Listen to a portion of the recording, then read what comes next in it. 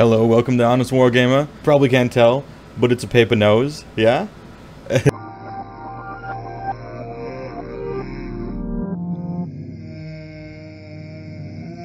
So after 2 long weeks, I'm all moved in. I haven't put up my crooked pictures on the walls yet, but you get the idea. I got some shelves for my stuff. Got a black sheet covering the Umbral spell portal back there. Don't want to get any geminids coming through, you know how it is. So the other day I clicked on the Spiky Bits website. And as my 4K video editing workstation PC strained to process all the invasive ads and clickbait bullshit, I waded into one of their minimal effort, bare bones, copy-pasted news items, and what did I find? Beastclaw Raiders wins ATC. Oh my god. So my first thought was, what the fuck is ATC? And my second thought was, if it stands for American Team Championship, and it's a singles event, why is it called that? I've run out of excuses. Beastclaw Raiders must be great, and I am just bad at the game. Is what I would say if he actually won, but he did not. He disqualified himself and dropped from the tournament for realizing he accidentally cheated. In their follow-up post about it, which I found to be tinged with at least the hint of snark, but kind of like making a big deal about, yeah, you know, I was only 10 points over, but I'm doing the right thing, right? But there was other stuff going on, so either he's just still unaware of that stuff, or I don't know. You know, you can't play his list with both Truggath Hag and the Cogs. You have to choose, and this kind of makes the wheels fall off. He was, in his original article, he was playing it as a 2-drop, and it's not, it's more. So he got turn advantages in probably several games. He was playing all of his Mournfang as getting the +1 to hit when only 2 units of them should, because that's how the battalion works. And, you know, so these were significant advantages he was enjoying all day. And so, of course, he almost certainly wouldn't have done as well without them. He publicly apologized for it, returned the trophy and everything. He also publicly self-imposed a year exile from tournaments, though I'm not sure why. And that's weird, and it's over the top, and it's strangely suspicious in a way. Like, okay, Truggath Hag went up 20 points and he didn't realize it. Why do you need a year exile from the game, if that's what it is? You know, in Magic, this is a lot different, right, than AOS. Because there's money on the line. So depending on what REL you're in Magic, so rules enforcement level, like when we play at REL Pro, mistakes like this are default assumed to be cheating and an investigation is opened. Because especially with your own stuff, you are expected to know it, and if you're getting it wrong at huge advantage to yourself, well then you just have to default to cheating and look into it, you know? In AOS, it's more casual. You know, it is a perfect environment for the Alex Bertoncini sort of cheater, where real nice guy, real affable, real friendly, you know something's wrong, you just keep doing it, and if somebody points it out, oh, sorry, man, like I didn't know, no problem, here, I'll do it the right way, alright, let's do it, you know? Which, in a case-by-case basis, is totally indistinguishable from the honest mistake nice guy. But, you know, it's the perfect sort of, you know, it's the perfect soil for that type of cheater to grow. And in, you know, a 15-round tournament, there's almost no downside between playing it wrong to your advantage 8 times, and then people point it out 7 times, and okay, there you go. Like, you got to cheat 8 times for free, and 7 people think you're just making honest mistakes. That's why Magic has a strict, you know, rule enforcement level. We have lists of people, the judges collect data, we issue people warnings, we keep track of how many warnings they have, we do investigations, and you shouldn't have to do this for AOS, and I don't think we do. Again, because, you know, there's no money on the line, and so most people really are just making honest mistakes, and you don't want to be this cynical person who just assumes everyone's cheating and, you know, looks on the, you know, really suspects everyone, real paranoid, suspicious kind of guy, right? But you also have to be aware that you could be taken advantage of. And there are people like this out there. And so playing by the rules and writing better rules so that this kind of stuff doesn't happen benefits everyone. It benefits the casual people who don't want better rules, even though ironically it would help them, you know. And it benefits the tournaments, and it benefits high-level play and low-level play. And so, you know, I think everyone could do for a little, first of all, a little deference, and then second of all, a little tighter play. So cheating is a loaded term. It's like ignorance. You know, it sounds bad, it sounds negative, even if you add something to it like accidental or accidentally. I don't know if it's like this in AOS. I'm using terminology from Magic where, you know, if you have a Chalice of the Void out with 1 counter on it, it says whenever a player casts a spell that costs 1, counter it. Now, this works for both players. If you forget and cast something for 1 underneath your own Chalice of the Void, and you forget to resolve the trigger, well, you're cheating. And so that's just how we say it. It could have been you legitimately forgot, and then now you're accidentally cheating, right? And that's a lot nicer of a term. And so the difference between cheating and being a cheater is, of course, intent, right? You skim through your rules, you're mistaken about how something works, Troggoth Hag has changed and you didn't realize it. These are accidentally cheating, but they're still cheating. You look at how your battalion works, you figure nobody will really know, and you'll just play it all day, and if somebody points it out, you'll say, I'm sorry. Well, now you're a cheater. I certainly don't get the impression that's what this guy did, so I want to make that clear. You know, it seems to me he's just the kind of guy who plays things fast and loose and doesn't really take it very seriously. Updates come out for stuff you play and you don't look into it. Somebody writes an article about your stuff and you're an editor for it and you don't pay much attention when you're editing it, you know, like, you know, it seems to be that's the kind of guy he is. You know, for the community as a whole, we could afford to play much tighter. We can afford to have tighter rules, and we can afford to have people playing by them better. It would help anyone, I think, with the casuals versus win at all costs sort of debate that I'm seeing play out in the AOS community that's much less impactful in Magic. Is that, you know, casuals wish people would stop just taking the rules so seriously, but the great irony is that if everyone did, almost all of their problems would evaporate.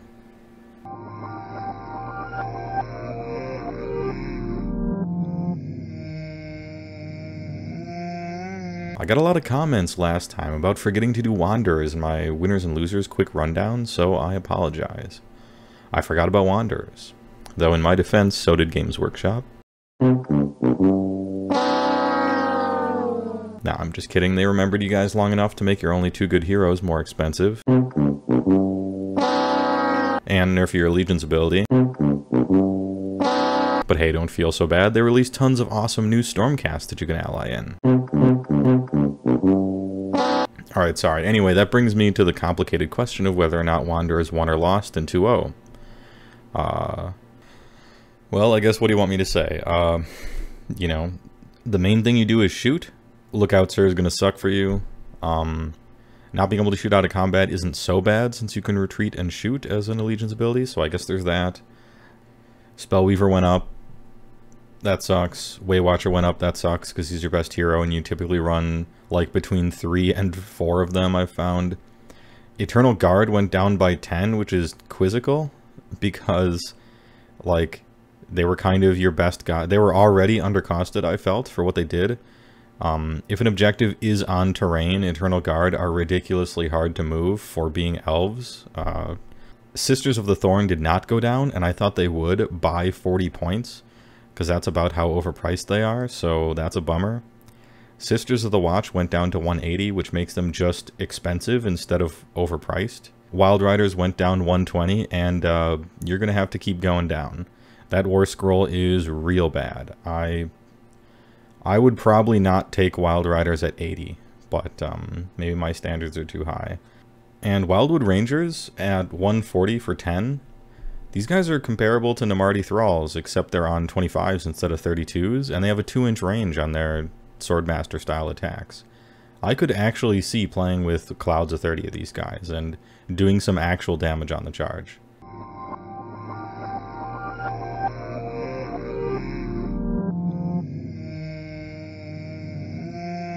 So moving on to make it up to you for forgetting about Wanderers in my update, here's a list of the week, playing Wanderers. I'm playing the actual Wanderers faction instead of Mixed Order, because this is a Wanderers list. They have the battle traits Defiant Hunters, which let you reroll Battle Shock tests for Wanderers units. This is okay. Realm Wanderers, at the start of your movement phase, one friendly Wanderers unit wholly within 6 of the edge of the battlefield can leave, and then reappear on that same battle edge, wholly within 6 of the edge and more than 9 from enemy units. This counts as their move, but critically they didn't move, they set up. So you have a few abilities in your army that allow you to do better if you haven't moved. Well, counting as the units move only means they don't get a move afterwards. It doesn't mean you count as having moved or something like that. And also friendly Wanderers units can retreat and shoot in the same turn, which is kind of nice. For this list, we're using the Waystone Pathfinders Battalion, which went down 40 points to 200. I think it's playable now. The battalion abilities let you, instead of setting up units in this battalion, and we're 1 drop, so everything's in this battalion, you can place them to the side. In your first movement phase, set up all those units wholly within 9 of the edges of the battlefield and more than 9 from enemy units. This is each unit's move for that movement phase. This means a few things. One is, if your opponent messes up and sets up right up to the line instead of against the backboard edge, you get to backboard him and pretty much alpha strike all his guys off. So if he makes a huge mistake, he'll lose right away, depending. If he doesn't, you get to set up on either board edge really close to him, which sort of forces your opponent to have to split his army to attack both of yours at the same time, and then you have tricks in the future to do. Wanderers really like the battle plans that have diagonal setup, because this gives them the most toys to play with as far as Realm Wanderers are concerned. They also get Protective Volley, which sounds good, but it's tricky to set up. In your hero phase, pick 1 enemy unit within 12 of the battalion's Nomad Prince. All other Waystone Pathfinder units can immediately make a shooting attack against that unit as if it were the shooting phase. This is cool because only the Nomad Prince needs to be that close, everybody else can be farther away. This is not cool because your Nomad Prince needs to be really close to the enemy once your hero phase begins, so he has to have been there before and not killed, which, you know, may or may not happen. Most of your tricks happen during the movement phase, so you can't set up a combo like this. You just have to still be there. The requirements for the battalion aren't actually that bad, and so the list is, and the requirements are, a Nomad Prince, who is not our general, although we will be using his command ability, because it's good. It lets you reroll 1s to hit within an 8-inch radius of himself. Super good. So we're giving him Wending Wand, which is whenever you use your battle trait, Allegiance ability, Realm Wanderers, to leave the battlefield edge, you can set up right next to him if he's next to the battlefield edge, no matter which one you left by, so it doesn't have to be the same board edge anymore. He also has an ability, he has this crow that it gets 1 attack, hits on 4s, wounds on 4s, but if it hits somebody, it takes their eyeball out, and they suffer -1 to hit for the rest of the game. Now this is a really strong ability, but hitting on 4s, wounding on 4s, no rend, with only 1 attack, even against a 4-up save, that's like a 12% chance of success. So you like don't expect this to actually work, but when it does, it's really cool. We're also using a Spellweaver, which is required for the battalion. Luckily, they're great, so no problems here. They get 1 auto unbind every game, which is super good, and her spell brings back slain Wanderer models to units, which is okay. I mean, when Wanderers die, they tend to die in droves, because their saves aren't very good, but it's not a bad spell. For instance, if the D3 Wanderer models you bring back put like a Glade Guard unit back above 20, so that they all get +1 to hit, it can be a big deal. And then the battalion requires 3 heroes from a list of which Waywatcher is a part, and so we take 3 Waywatchers, because they're pretty good. It's kind of tempting to play a Waystrider, because they have a command ability that if you roll a 1 on Battle Shock, your guys get to pile in an attack during the Battle Shock phase, which is like pretty hilarious, but if you're spending a command point to 1 in 6 do something, if some of your guys died, you're definitely wasting your command points. So we resist the temptation. Way Watchers are pretty cool. They're at -1 to get hit naturally, and then they have Lookout Sir as well, because you get to benefit from that too. It doesn't just screw you over. Their command ability gives -1 to get hit at range to everybody within 18 of them, which is super good. And they have 6 shots at 2s and 3s, rend 1, damage 1, and 5-ups produce extra attacks.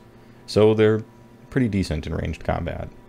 Next up, we have a requirement of 4 different Glade Guard kits, which we're using 30 Glade Guard, 10 Glade Guard, 10 Glade Guard, and 30 Wildwood Rangers. Yeah, you heard me right. These guys went down 40 points, and so I think they're good now. It's 140 points for 10 of them. They're on 25 mils. They have a 2-inch range attack, and they hit twice on 3s and 3s, rend 1, damage 1. So all 30, if they're in a chunk, can typically attack in. And that's about 20 damage on average, so that's pretty good. If they're getting Nomad Prince's reroll was 1 to hit. And Glade Guard are excellent the turn they use Bodkins, otherwise they're a little underwhelming. But you gotta make it count. Arcane Bodkins is, for 1 phase, everybody has Rend 3. And that's awesome. Especially when these guys are popping up on a board edge, like 9 inches away from the enemy, and firing 30 shots. Even with Lookout Sir, the dude's probably dead. And unfortunately, the last requirement for Waystone Pathfinders is 2 units selected from a choice between Wild Riders or Sisters of the Thorn. And there's no good choices here. Sisters of the Thorn are way overpriced for what they do, and Wild Riders are trash as far as their war scroll is concerned. So we take 2 of the minimum ones to fit the most other candy we can in the list, and well, somebody's got to hold on to the objectives, right? And it's these guys. At least they have a decent move to get there.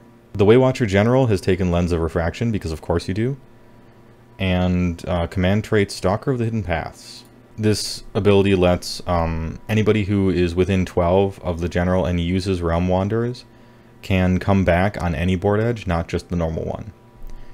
So you have a lot of tricks to pull with this army. There's a lot of tricky business that, like, you're going to tell your opponent what you're doing, but there's, like, if they're not familiar with Wanderers, and almost no one is, they're simply not going to be able to remember all the random ass shit you're going to do. And so you can really catch people off guard with this.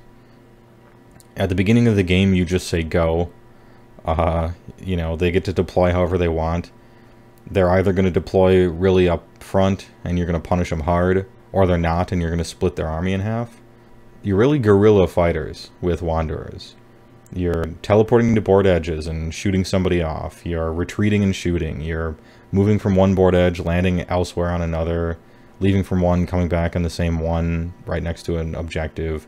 You're really tricky, and, you know, at last, now the Wildwood Rangers cost, like, a proper amount of points. You have a big clump of just 30 swords to chop people off. Obviously, you're lacking an anvil unit of any sort, but, and that's a good opportunity to ally in some Stormcast, but I went with the battalion version, because I just think it's more fun, and it, features a lot more of the tricks and playstyle that you would expect for Wanderers. You know, like flitting in and out of the forest, and disappearing and reappearing, and just a bunch of tricks like that. I think it could be fun to play. But it will be a very challenging army to play. I consider Wanderers... I consider almost any Wanderers list, and the battalion version especially, to be probably a 5-star difficulty as far as Age of Sigmar armies to play correctly. Like with the Nomad Prince, you have to have him be in the good spot already so that he can activate his command ability in the hero phase, which, you know, it doesn't target things, it's a continuous AoE. So later in movement, when you teleport guys to him, like, they'll gain his bonus. But it's still a huge risk trying to keep him somewhere good and not die until your next turn. Spellweaver, you only have once a game for the auto dispel, so you have to make it count. Glade Guard, you only have once a game for the Arcane Bodkins, so you have to make it count. Wildwood Rangers, like, the main thing that makes them good is 25 mil bases and 2-inch range, which means you really do need, like, all 30 of them to pile in and get all their attacks for them to be really quality. If half of them die and only, like, 16 are attacking, they're not actually that impressive. And your guys have universally pretty poor saves. And so if your opponent finally reaches you in this like endless kiting game that you're playing, they will blow you up. You know, you're not Stormcast with big armor and defensive buffs to break your fall. You're not like Tzeentch, who can screw up hugely and then just fix everything by cheating at dice rolls or get out of jail free cards or things like that to save you when you screw up. I mean, you don't have a parachute with this army. Also, you know, you tend to control the table edges, but the middle of the board is the tricky part to reach out and touch. So, yeah, you have a lot of opportunities to succeed, but you're punished hard by your failures. That being said, if everything works perfectly, your damage is okay, and your survivability is poor. It's just you're focusing your damage in a bunch of different scalpels. So, if what you really like is guerrilla-style hit and run, you have a bunch of once-a-game scalpels, you have a very high skill ceiling, a lot of choices to make. If you find that sort of challenge fun, then you'll really enjoy this list. And some people like being the underdog with surprise heat. Also, I don't think Lookout Sir can actually stop you from sniping a hero here and there, especially with Bodkins. And people will be very surprised that Wildwood Rangers chop them up. They will be underestimated every time, I think. And I think that's really where you're going to live with this army, is being perennially underestimated. And so make sure to use proper online fighting game etiquette. And when you 2-0 somebody with some cheap shit that they did not know about, and they instantly lock in, rematch requested, deny that. Just peace out. Sorry you had your chance.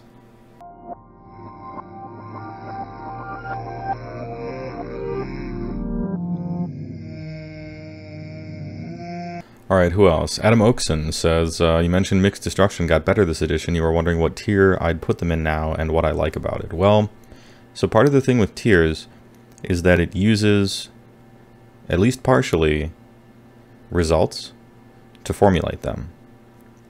So it's obviously it's a lot of theory crafting and just thinking about stuff, but it does have a basis in reality. And, you know, there simply haven't been, there's been like, what, 3 events of any importance, I think, that have happened so far in 2.0, and they've been under strange rules, either completely open and it was just bonkers, or really restricted and we're not really playing with, I imagine, what we will be in the future. Who knows? So in that case, I don't know if I want to talk about tiers exactly, with no, you know, results information to back it up. Yeah, I think anything you could be doing with Mixed Destruction, you're probably doing better with Ironjaws. One of the main crucial things that makes an army good is synergies. And orcs have great synergies, and almost no one else doesn't. So, like, just based purely on that, I think maybe a melee Bone Splitters with a bunch of allies, or Ironjaws with some of their good battalions, or Orc Soup kind of stuff is just going to be the best, I think. Basically what I'm saying is I think Mixed Destruction is the orc show, and we're all just the audience. You can't just be an army that's supposed to rely on powerful war scrolls like Beastclaw or something, because they don't make war scrolls good enough to compete with synergy for the most part, unless you're Stormcast, and they have synergy too. I mean, spamming Gore Gruntas just seems so good, you know? I guess we'll see. It's hard to talk about an entire Grand Alliance as a tier, you know, because you can make 100 armies out of it. So I think you've tricked me into talking a long time about nothing with this question, but it was a good question, I guess. Maybe be a little more specific with what you mean by GA. I took the question to mean what kind of GA army lists do I think might do well, and so here we are. A lot of people disagree with me on Slaanesh. Cool. I don't know that much about them except playing against them once. So, like, again, I hope I'm wrong. And I hope to get a book pretty soon and become the Sickness. We need our 4th and final Chaos God. Man, Great Horned Rat's probably heated as fuck right now. So, rules question section. I've seen this question a lot recently at the beginning of 2.0, and I don't know why, because nothing has changed with this war scroll, and yet suddenly people are asking this question, and I sort of don't know why. Do Wildwoods get the Citadel Woods bonus on top of the Wildwood War Scroll? And the answer is, of course not. So here, Sylvaneth Wildwood, let's look at the War Scroll. A Sylvaneth Wildwood is a terrain feature consisting of up to 3 Citadel Woods placed within 1 inch of each other. For the denizens of the forest, blah, blah, blah. Okay, so this is where people are thinking that you get the can't see through it and all the extra, like, Citadel Woods War Scroll features. But this is in the description. Citadel Woods is telling you what models to put on the table. Like, they're telling you what Games Workshop models to buy to use them. Note how Citadel Woods is not bolded, it's not keyworded. Look at the Sylvaneth Wildwood War Scroll. Under keywords, scenery, Sylvaneth Wildwood. Okay, there's no Citadel Woods under there, so it doesn't include that. Scenery rules. The following scenery rules are used for these models. And then it talks about Wildwood, roll a dice, and then roused by magic. Okay, and so nowhere in the scenery rules that are used for these models does it say all the Citadel Woods rules. So the answer is still no. I mean, it's not formatted like a battalion where you include sub-war scrolls in a main one. It's not formatted like other terrain who have rules that include other terrain like Dreadforts.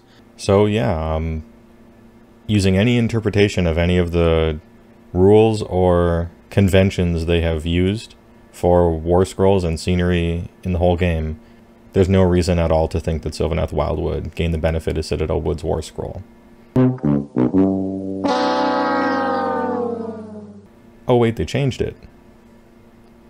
Wait, no, they didn't change it. This isn't errata. This is designer's commentary. This is answering a question. Weird, okay. So this is a stupid change. It's not a stupid change because I think blocking LOS with Wildwoods is OP, although I do think it is OP. But it really, you know, that's neither here nor there. You can disagree with balance updates, and that's fine. What really boils my piss is that rules-wise, this shouldn't work in any way. But then they just say it does. They essentially tell you to break the rules with this designer update. And they could have changed the rules so that it works within their own rule system. But they didn't. They just said to play it like this. And that's stupid. I'm like Walter from The Big Lebowski. This is not Nom, this is bowling. There are rules. Like, they should care about the rules. I'm mad. Some other questions and new player tactical advice. Play with terrain. Even if it's kidney-shaped pieces of LOS blocking paper with a tree written on it in crayon. The game is much less balanced if you're fighting on like an ice rink with nothing there and full visibility. You'll have more fun, I think.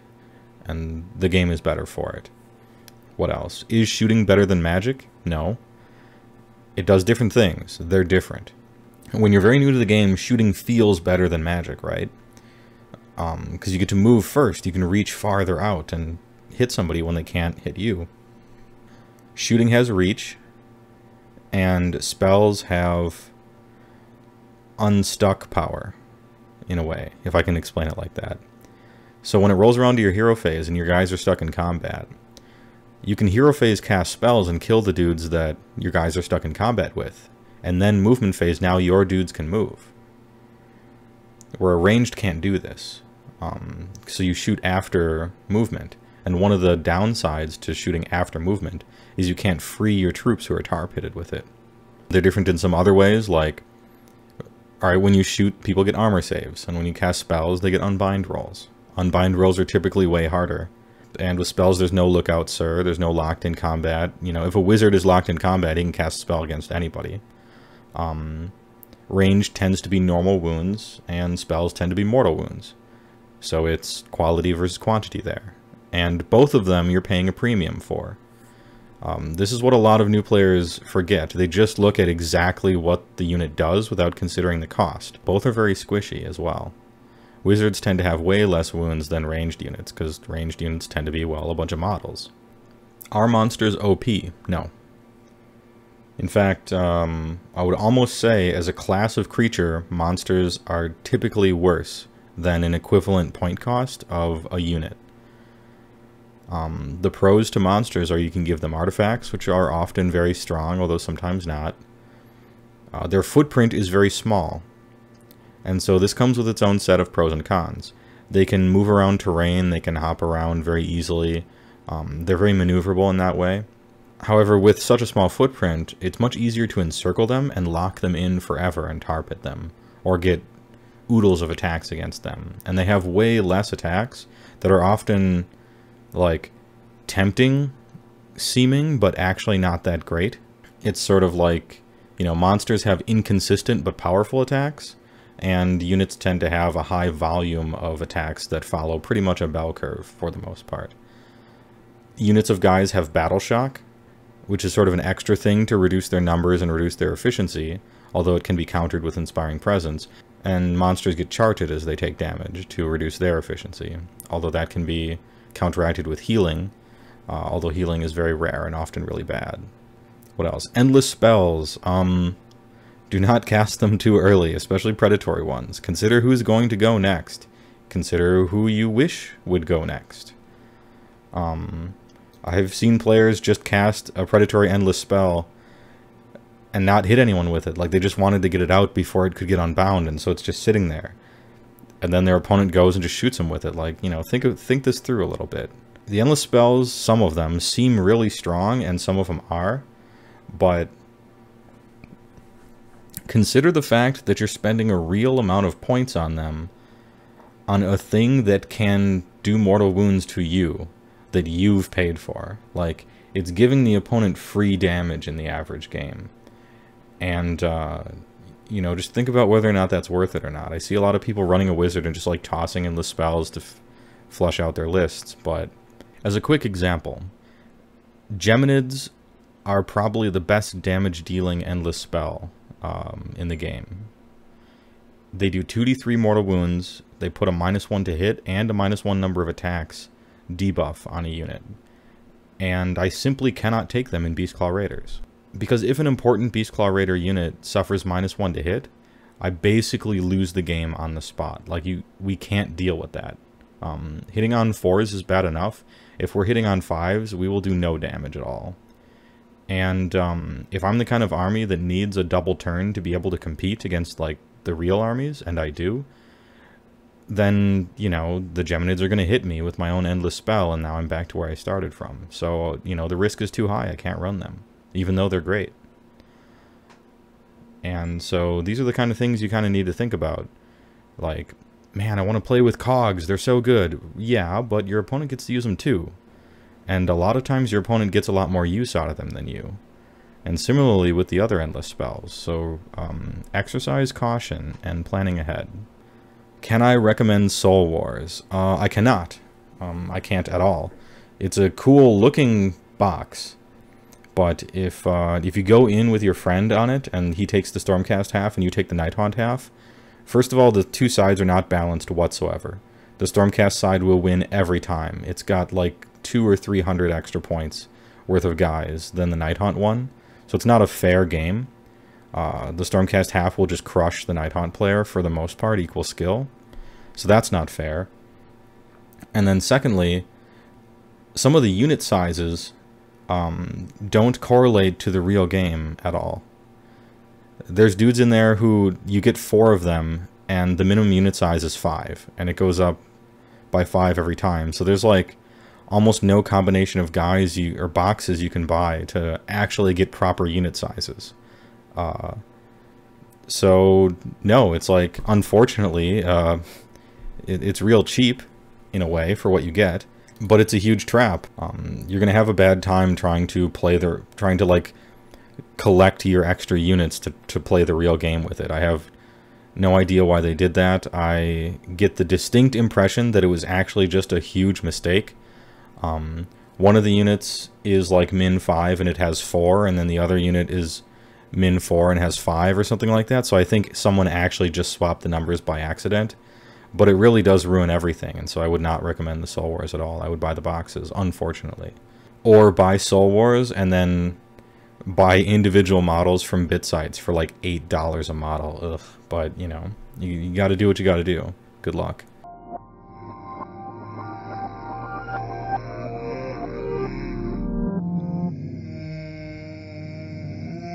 So, okay, is Bragos Beasthammer good? I think no.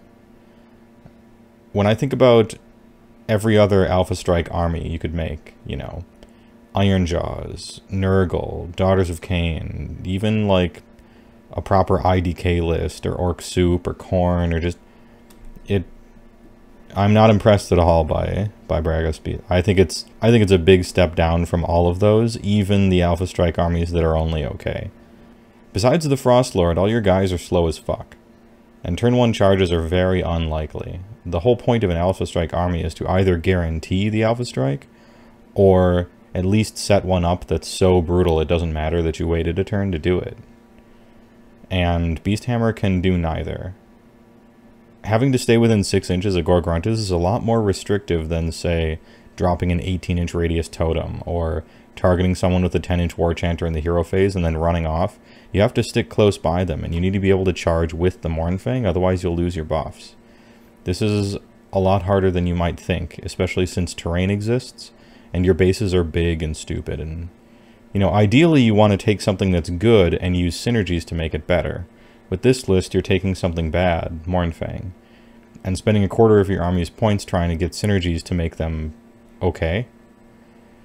I mean, consider like Blight Kings, right, who are already good, and then their choice is wondering if they want an expensive battalion so that you can make Blight Kings great. You know, you want to get that step up to be great instead of step up like just to the table. I don't think it's a very good Alpha Strike army. I think this is one of those flukes that people talk about. Good matchups, dice rolls land where they are, opponents who don't make good decisions, you know, whatever would have you. I think that's what happened here.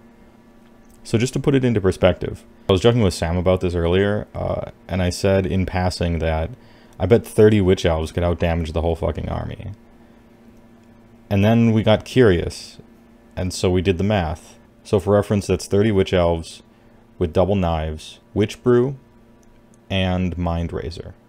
It's 330 points plus whatever it was for the wizard to cast it, versus Frostlord on Stonehorn, 8 Mournfang, 6 Gorgruntas, all on the charge. And all getting all of their +1 bonuses.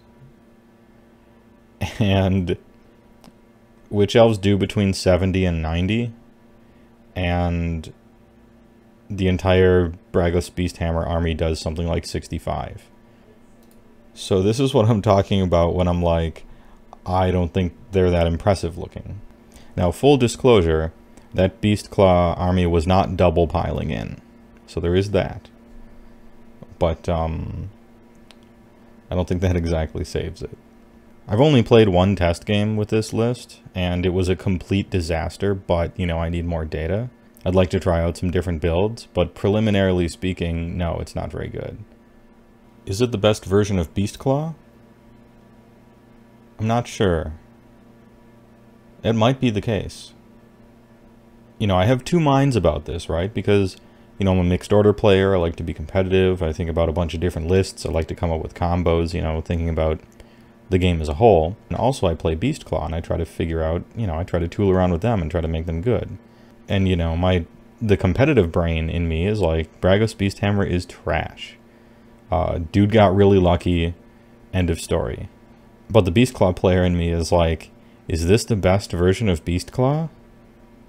Gee, I hope not.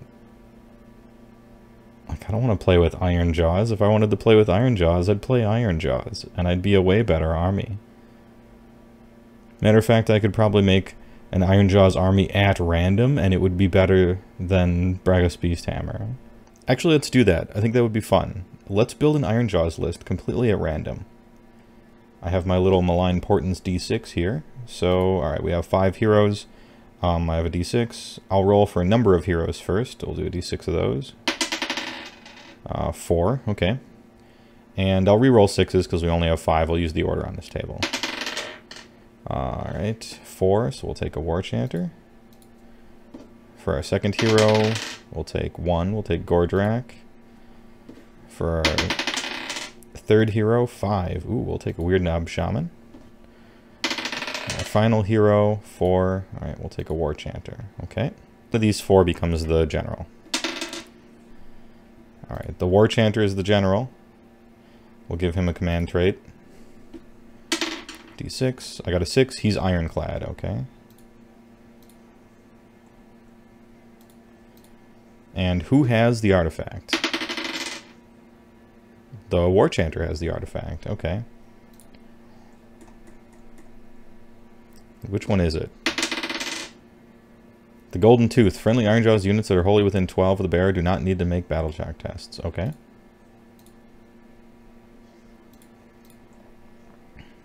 So how many points have we spent? We spent 860 so far.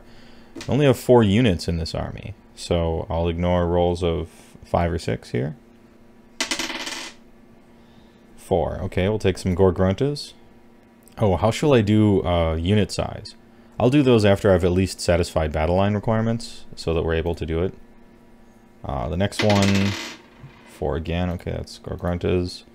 Next one, it's a 3. We'll take some Brutes. Alright, now that we have 1320 points and we have the minimum of 3 battle line, I'll go 4 up means we add to a unit, and 3 down means we add a new unit. We add a new unit. And it is Brutes. Okay, we have 2 units of Brutes. Alright, 5. Alright, so we're going to add to a unit here. It'll be... We're adding to the unit of Brutes. So we have 10 Brutes. Alright, 1680. Alright. Alright. 2. So we add another unit. 2. Okay, so we got some hard boys now. Sweet. We're at 1840. We're going to add to a unit. 1, 2, 3. So we're going to add to these Brutes. Oh, 15 Brutes. No, that puts us at 2020. We can't do that. So we have to choose another. We have to choose a random other unit to get added to. 5. Okay, so it's the Yard Boys. And that puts us at exactly 2,000. Okay, we've made an army. All right, let's check out this list. Completely random Ironjawz. We got 2 War Chanters. Nice. Gordrak, the Fist of Gork. Orc Weirdnod Shaman. Orc War Chanter is the general. He's got the command trait Ironclads, who's a little harder to kill. And his artifact is the Golden Tooth, which is actually pretty cool. This helps us on Battle Shock, which is sort of a problem, you know, for Brutes and stuff. So the Orc War Chanter wants to stick close to these 10 Brutes, or maybe the 20 Yard Boys. And he can give them not only a +1 to hit, but an aura of immunity to Battle Shock, which is pretty strong. Gordrak and the Gorgruntas play pretty well together. But man, if those Brutes ever catch wind of Gordrak's Wah, it is fucking over. So much damage. Everything in this list is strong and has good synergies together. This is better than Braga's Beasthammer, and we made it completely at random.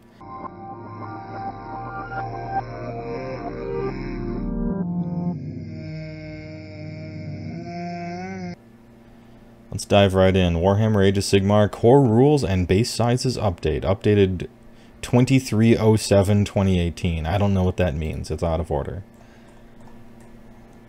Alright. We were looking for magenta in the core rules. Some War Scrolls have a weapon profile that says see below, but does not include an attacks characteristic. When I use such a weapon, how many attacks does it make? Let me guess. The same amount it normally does. Yep. Are things like fanatics or assassins that hide inside another unit or embark on KO units counted as being in reserve? Technically not. If you're embarked in a ship, and the ship is on the battlefield, then technically you're on the battlefield, whether or not the model is specifically there. Interesting. Can I spend 2 or more command points to allow the same model to use the same command ability more than once in the same phase? Yes, unless specifically noted otherwise. Note. They specifically note otherwise in about 100 different places. If you charge a terrain feature but you can't technically stand on it, can you still make the charge move? Yes. For simplicity and ease of play, you can say that you're like half climbing onto stuff. Alright, that's how we've been playing it. The first one asks what pile-in is, and then they tell them. It's not even a particularly interesting question. It's like, what does pile-in say? And then the answer is just exactly what it says. When one of my models piles in, and it is equally close to 2 different enemy models, like getting touched by both of their bases, are you locked in, or can you move? And this is a question I was really interested in as well, because, I mean, that came up in the first fight, right? We played it as you can still move, because philosophically it seemed like they were changing pile in to be more fun and allow more piles in and allow moving around a little more. But that is actually not the case. If two models are in base-to-base contact with one of yours, you are locked in forever, and you can never pile in. And I hate this change. This sucks. It's like this almost undoes all the work they tried to do to make pile-in more logical and more fun. Yeah, really disappointed with that change. And not even just for my behemoths, who if two people touch the side of it, they're just locked in forever now, and they can't even swivel around or move. It's so easy to tar pit monsters without flying. I'm furious about this. Anyway. Big bases still suck. If an ability says it negates a wound, will it also negate a mortal wound? No. It negates mortal wounds if it negates mortal wounds, they always say. Sometimes an ability will say that a slain model is not removed from play and you instead heal one wound associated with it. If there are any wounds remaining to be allocated to the slain model, are they negated? No. It only stops the last hit from killing the guy. If he is saved and there's still another 3 wounds left to get delivered to him, he'll die again. So those abilities that, like, quote-unquote save people from dying, they're way worse than you think. If an ability allows a unit to fight, does that mean it can pile in and attack, or just attack? It is pile in and attack. Sometimes an ability will allow me to re-roll a die. Does this allow me to re-roll roll-offs? No. I can't, oh man, I want to be there. I want to have been there to see the person try that. Where they, you know that stupid roll-off rule when you have like a disagreement about the rules? And they have, this is literally the worst rule that I've ever read that they've written. And it was, if you have a disagreement about the rules, just roll a d6 and whoever gets higher wins. And so I want to see the guy who points at his war scroll, which the most updated full version of it, it says the guy has a movement 9. And he's just like, I think this has a movement 12. And his opponent's like, it clearly says 9 right there. And the guy's like, well, we just, guess we're going to have to agree to disagree. Well, let's roll a die, you know, and he rolls. And then he, like, uses Skink or something. He uses, like, Seraphon ability to re-roll the thing. Oh, man. It's so great. They have a slight nerf to regeneration. If you're returning slain models to a unit, you can't string them out so as to tag somebody else's unit into combat. You can only replace slain models in combat if you currently are in combat with those guys. So it's a little nerf, but it was a really annoying ability. So I think this is okay. Are allies any units that do not have the keyword that corresponds to an army's allegiance? Yes, with the exception of terrain features and endless spells. Okay, so we finally got a full answer here. Fungoid Cave Shaman, fully considered an ally, and suffers from all of the stupid restrictions they recently added. Can allied heroes be given artifacts of power, and can allied wizards be given spells from a spell lore? No and no. We knew that. It's just too bad. A Sylvaneth Gnarlroot Wargrove can include an Order Wizard, and Sylvaneth Winterleaf Wargrove can include an Order unit. Are such units allies? Yes, they are. However, because they are part of a Sylvaneth War Scroll battalion, they do not count towards the number of allied units you can include in a Sylvaneth army, and their points will not count against the number of points spent on allied units for a Sylvaneth army in a pitched battle. Some War Scroll battalions include in battle tomes do not have a faction listed above their title. How do I determine which faction they belong to? The battalion belongs to the Battle Tomes faction. For example, the War Scroll battalions in Battle Tomes Stormcast Eternals are part of the Stormcast Eternals faction. This is an improper answer. Let's open up the GHB 18 for a moment and scroll down to the Bloodtooths battalion. Bloodtooths, War Scroll battalion. Okay, there's no keyword. There's no army keyword written above this. So I guess we have a new faction in Age of Sigmar. And it's called the General's Handbook 2018 Army. I guess that's the faction that Bloodtooths applies to. Is a named character assumed to have an artifact of power for any rules purposes? No. Wow, I'm surprised. That's weird. That's weird. Why not? Why can't I hold a... Why can't I score places of power with Gordrak? Why would that be overpowered? Why would that be not fair? Most named characters are wizards as well. Damn, that sucks. That sucks, and it doesn't make much sense, balance-wise nor verisimilitude. I mean, they do have artifacts of power, like Archaon's holding like 5 of them, you know? Weird. Yeah, I don't like that change. Some armies have sub-factions like Stormhosts in Battletome Stormcast Eternals, and Enclaves in Battletome IDK. These often require a general to take a specific command trait. What happens if the general cannot have a command trait? Or if they are a named character, for example? If the general cannot have a command trait, then nothing happens. They do not get to use the command trait from the sub-faction. Oh, but you still qualify for the sub-faction. Very interesting. That's not what we thought. We thought they were like a requirement to qualify. But they're not. They're just something you have to take. And if you can't take it, then you're square. This is cool. This opens up a lot of new build ideas. That's cool. This means you can have enclaves with more interesting generals. Neat. I like the change. Do endless spells affect your allegiance? No. Does it count against the number of points spent on allies? No. Okay. I have a particular Stormcast Special Edition Errant Quester from Warhammer World. Can I use it? And they say yes. Okay. Cool story, bro. Can I use Grand Alliance allegiance abilities for an army while still counting battle line if? No. Okay. General's Handbook 2018. Let's look for magenta. They fixed places of arcane power. Good. Because nobody thought that it was really supposed to be like that. Changed the second paragraph to, instead, a player controls an objective if a friendly hero with an artifact of power or a friendly wizard is within 3 inches of the objective at the end of any type of move apart from a retreat. Player loses control of the objective if the hero or wizard is not within 3 inches of it. Okay, fair enough. If a faction army does not have a set of allegiance abilities, i.e. Gutbusters, then you can use its Grand Alliance allegiance abilities instead. For example, if you have an Ashen army, you could use the GA Chaos allegiance abilities. Okay.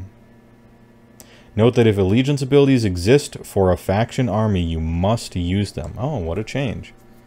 This is different. I remember when the Nurgle book came out and people were thinking of still using GA Chaos because the -1 to get hit was so OP. Storm Vermin max unit size is 40. Sure, I don't know anything about them. They changed the name of the Everchosen Gaunt Summoners so that it's not to be confused with the other one. That's nice. Slaves to Darkness finally get Monsters of Chaos for allies. That's cool. Liber Bubonicus.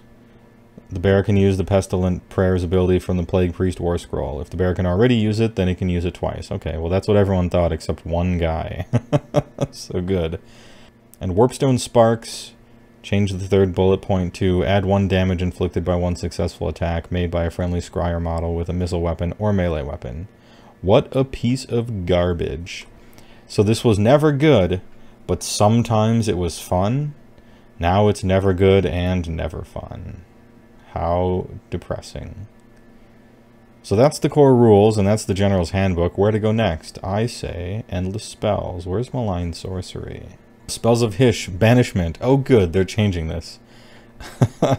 Banishment has a casting value of 8. If successfully cast, pick 1 enemy unit within 12 of the caster that is visible to them. Your opponent must remove that unit from the battlefield and then set it up again anywhere on the battlefield more than 24 from the caster and more than 9 from... Oh, your opponent is doing that. Oh, cool. Okay. This fixes it, and I must say, I shit on GW all the time for rules.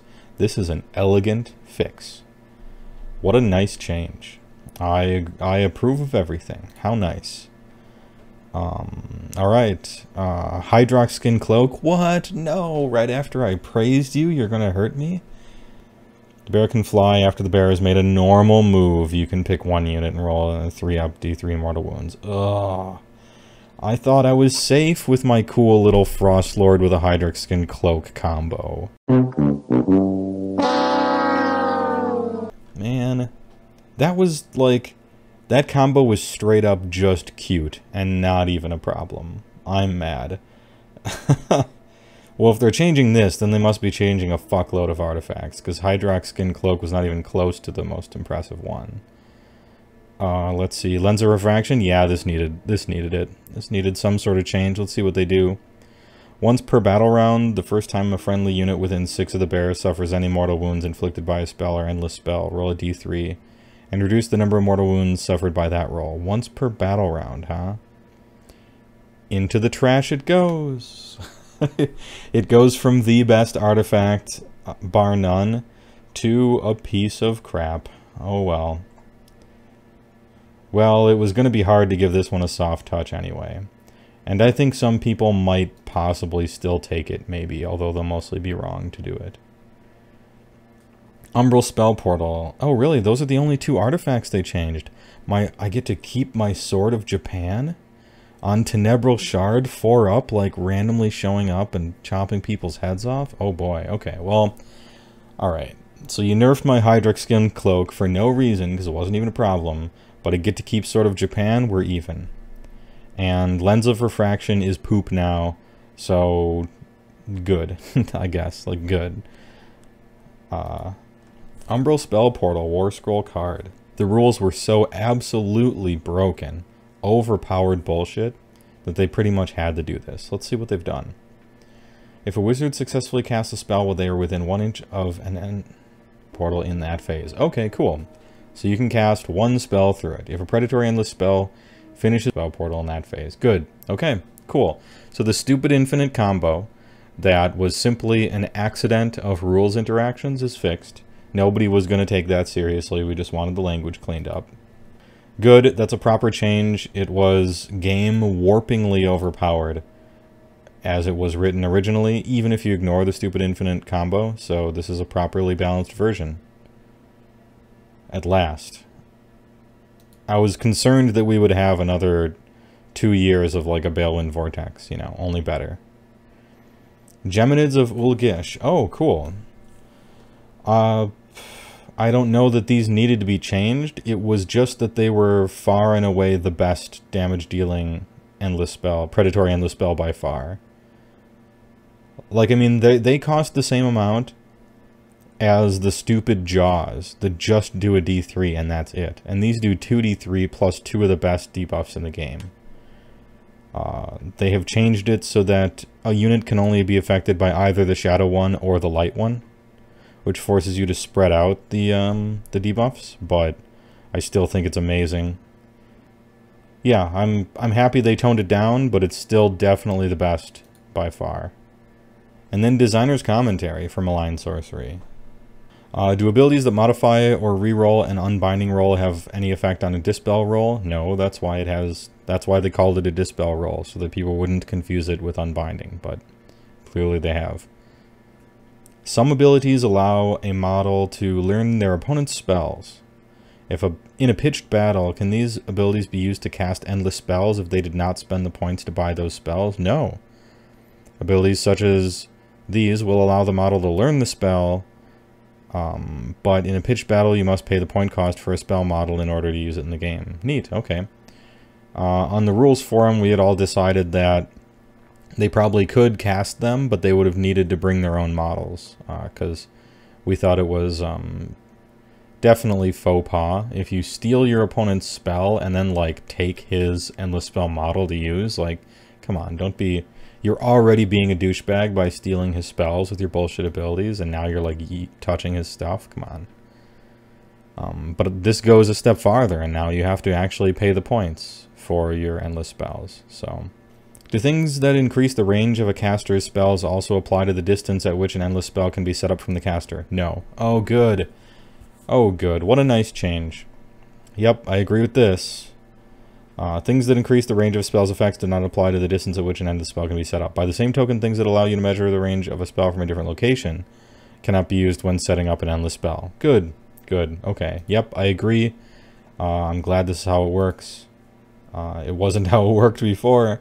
You know, part of me is sad that you can't summon a Balewind Vortex 1 inch away from a spell portal and have it appear on the other side with you on top of it, ready to cast an AoE. But, yeah, I suppose this is probably for the best. Do models that are slain by endless spells at the start of the battle round count as casualties inflicted in the first turn of that battle round for battle shock tests?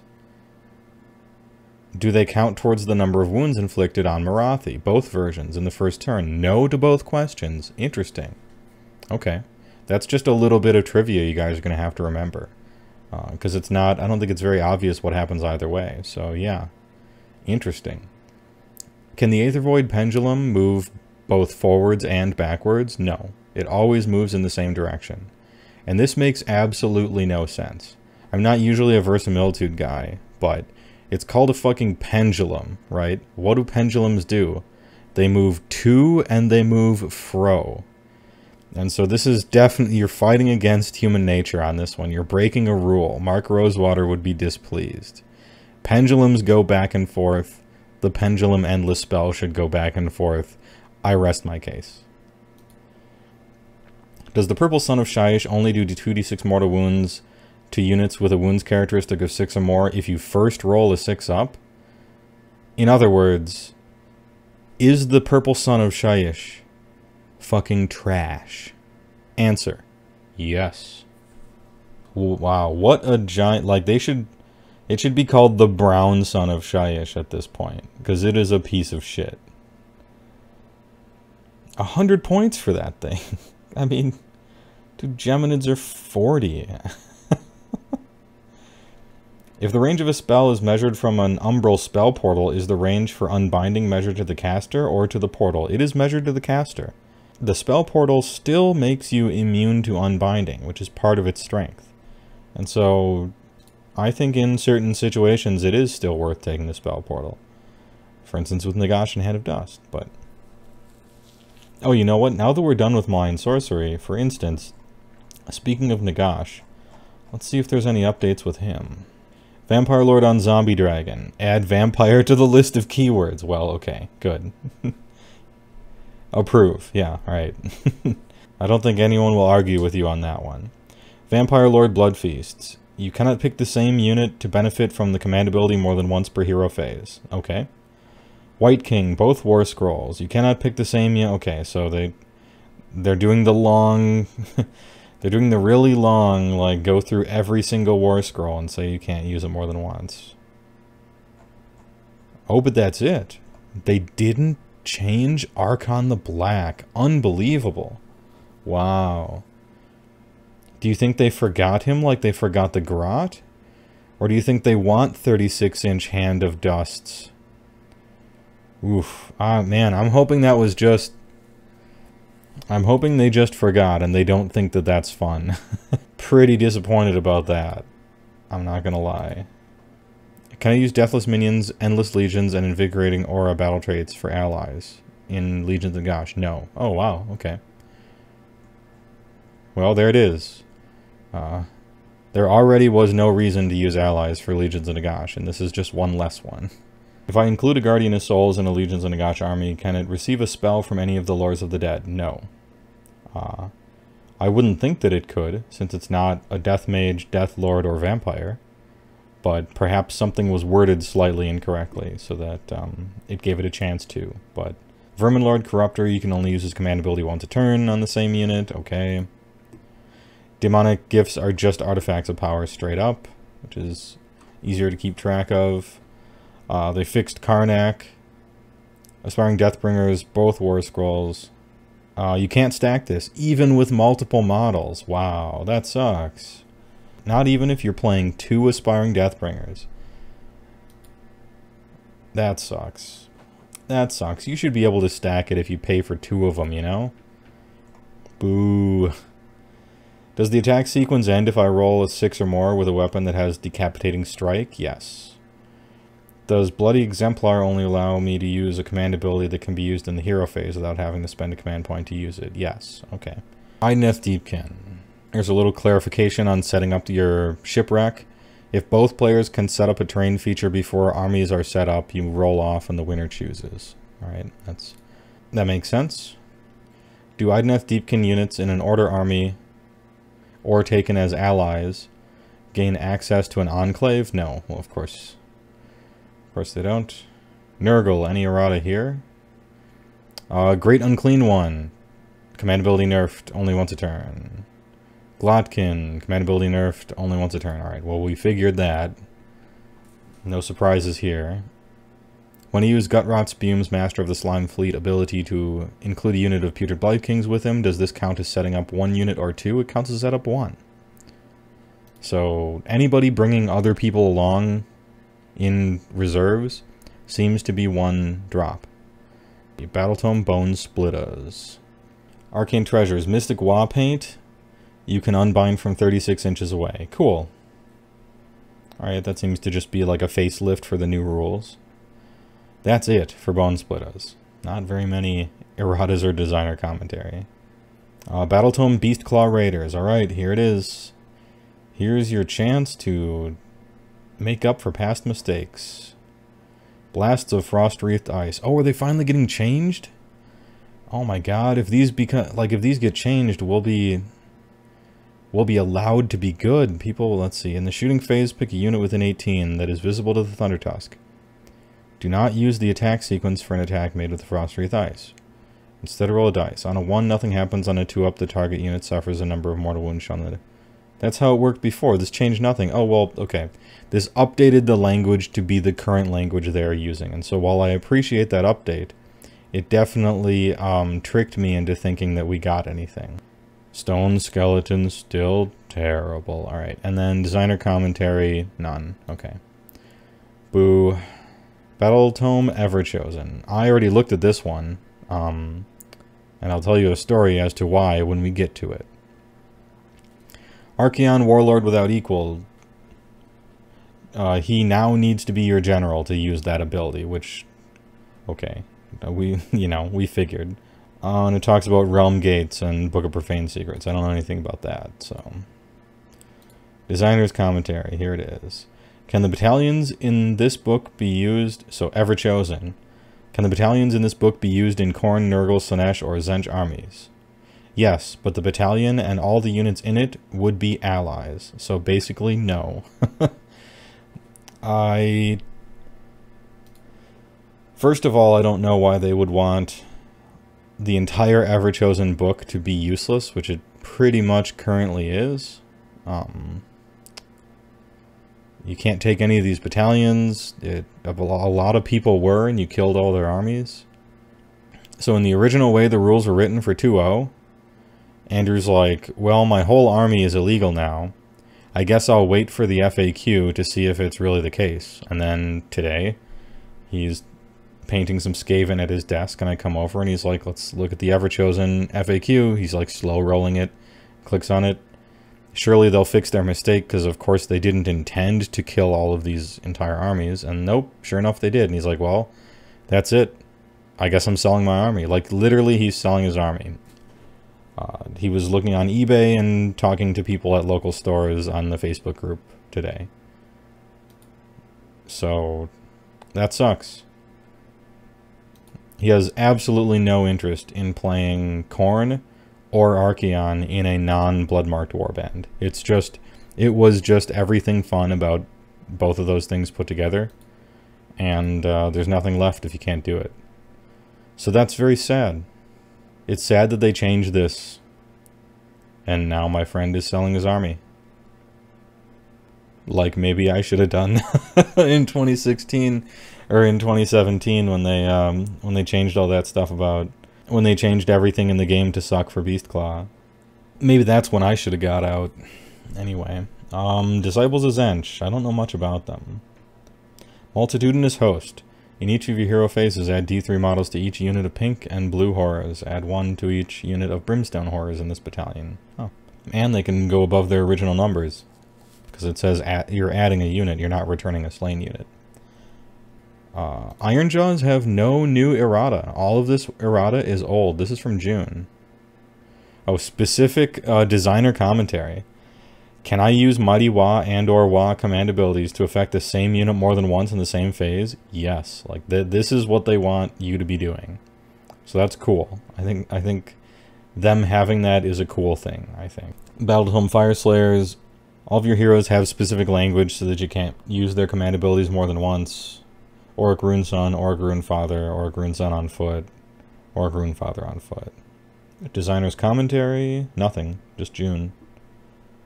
No new updates, just the old June ones. Sylvaneth.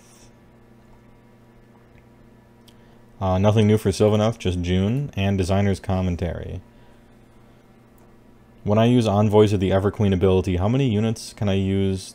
Can use the command? Is it just one unit of Kurnoth Hunters? It is. That sucks. It sucks that they nerfed Kurnoth Hunters like that. It used to be AoE bubbles around which you would get your command abilities, but now you have to choose one, and it's either your commander or your Kurnoth Hunter. That's stupid. I thought it was cool that they were little synapses, you know? It sucks that you have to choose now. And then, of course, we already went over this, but the change I hate. Does the Overgrown Wilderness Scenery rule apply to the Citadel Woods that make up Sylvaneth Wildwood? Even though there's absolutely no rules reason why you would think so? Oh yes, of course, just play it like that. Why don't you just make this an errata and change the rules so that the rules say it does what it does, instead of just telling us to play by breaking the rules? Ugh. Yes, I'm still mad about that. Seraphon errata. Lord Croak, here we go. For any rules purposes other than being slain, Lord Croak is treated as having a wounds characteristic of 7. Cool change. I like it. Good change. Lord Croak, Celestial Deliverance. Change the text to the... So it's harder to cast. It's 8, 9, and 10 instead of 7, 8, 9, I think is how it used to be. And instead of every enemy unit within, it's pick 3 different ones. And instead of just taking damage, it's on a 2-up. So okay, he's nerfed. Lord Croak, Impeccable Foresight. You can use this command ability at the start of your hero phase. If you do, roll 3 dice. For each 4-up, you receive 1 extra command point. And you can't use this more than once per hero phase. That's cool. Sure. I like it. Add 1 to casting rolls for friendly Seraphon wizards while they're within 12 inches of any models with Astrolith Bearer ability. In addition, add 8 inches to the range of any spells cast by them. Okay. So you can't stack Astrolith Bearers then? You can only use 1? Skink Starseer. At the start of your hero phase, you can roll a die for this model. If you do on a 2-up, you receive a command point. On a 1, your opponent receives a command point. Oh, okay. So no more bullshit rerolls. No more changing dice and rerolls and stuff. Ripperdactyl Riders. Voracious Appetite. Alright, well I was expecting this. If the hit roll for an attack made with Ripperdactyl's Vicious Beak scores a hit, the attack inflicts D3 hits on the target instead of 1. There you go. Fixed. Engine of the Gods, Cosmic Engine. Change 14 to 17 result to you can summon 1 unit from the list below and add it to your army. The summoned unit must be set up wholly within 12. More than 9 from enemy. And it cannot move. Really? Just cannot move? That's the only change? Wow. So you can still take 4 of them and get thousands of extra points in your army. But it's just that they can't move right away. We'll see. We'll see if that's enough. I appreciate them attempting to not nerf stuff into the ground, you know. I appreciate them not doing the KO or Beast Claw treatment. And designer commentary for Seraphon is old, so no new updates. Same with errata for Daughters of Cain, although they have new designer commentary. Can Daughters of Cain units in an Order army or taken as allies in a Stormcast Eternal army use the Temples of Cain abilities? No. Okay, well no one thought they could, so we're good. FEC. Ghoul Patrol. Instead of setting up any unit from this battalion on the battlefield, you can place it to one side and say that it is on patrol. Alright, so Ghoul Patrol works now. That's good. And Designer's Commentary. Does the Majestic Horror command trait allow the general to use a summons command ability twice during a battle? Yes. Cool. That's what we thought. Most Flesh-Eater Court abilities allow you to return slain models to a unit. However, this restriction does not apply to the Drawn to Battle ability of the Ghoul Patrol War Scroll Battalion. Can I use the ability to take a unit above its starting strength? Yes. Cool. Alright. Confirm 2 things. One, that returning slain models does actually mean you can't go above the top, but adding them clearly does. So neat. For over a year, it was me and it was Flesh-Eater Courts at the very bottom of the barrel. A complete joke, a laughing stock. And so any buff they get, I feel a kinship with them. I'm secretly happy. Karaudran Overlords, let's check the errata. Nothing new, it's just from June.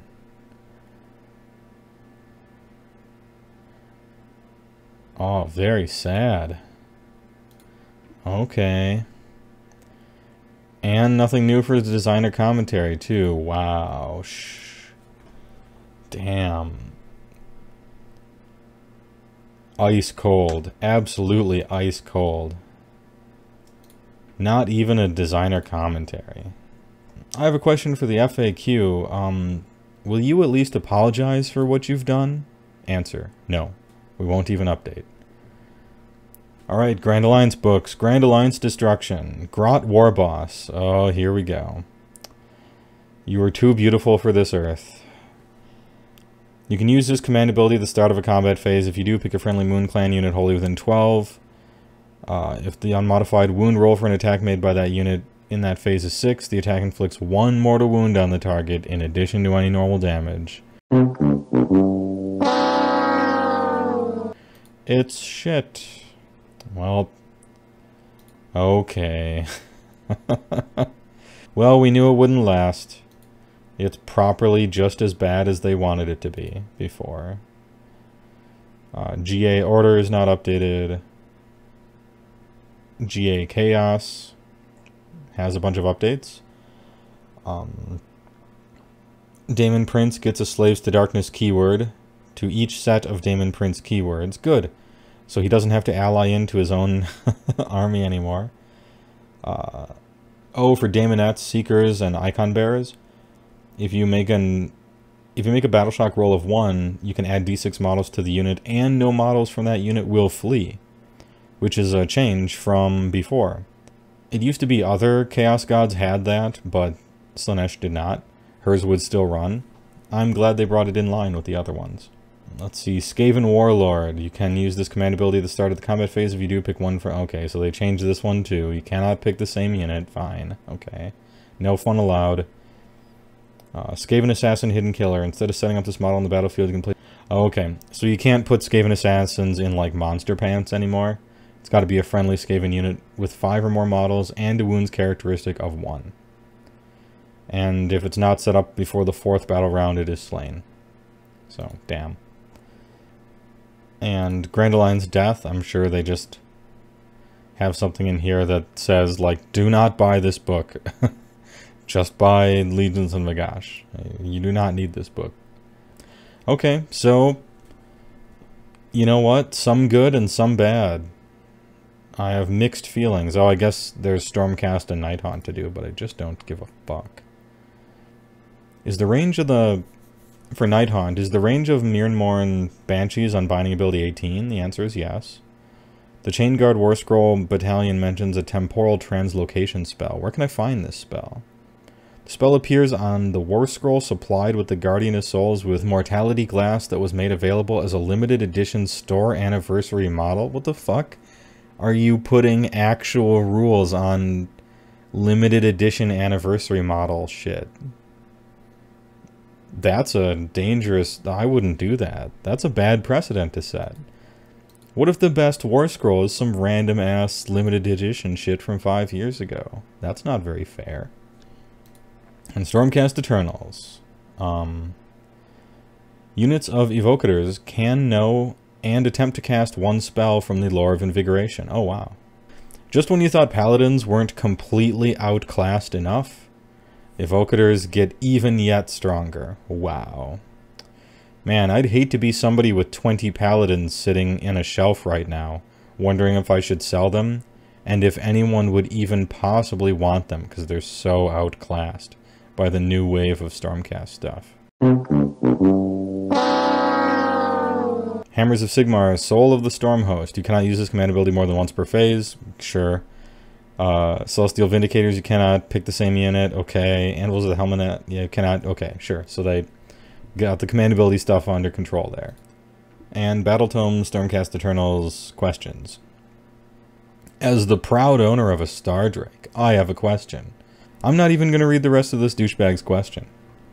So all things considered, I thought it was a mixed FAQ.